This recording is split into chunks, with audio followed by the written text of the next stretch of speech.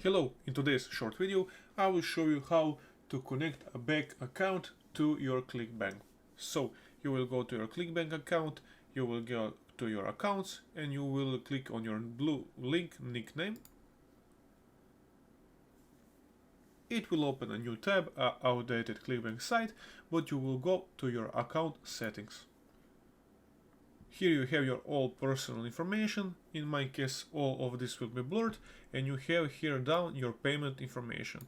So you will go to the right corner and you will click edit. When you click edit, here you have your payment methods. You have check and what we want, direct deposit. When you click direct deposit, you will have this option, direct deposit information. So here you have your bank country, bank city, and bank name. Here you can put everything from your bank. You can put your country, like for example United States, what bank it is, what bank city it is, what is the bank name, your account number, your recruiting code, and when everything is done, when everything is put together, you can save the changes. You will get an email from Clickbank, you confirm it all, and your bank account will be connected to Clickbank, and that is that.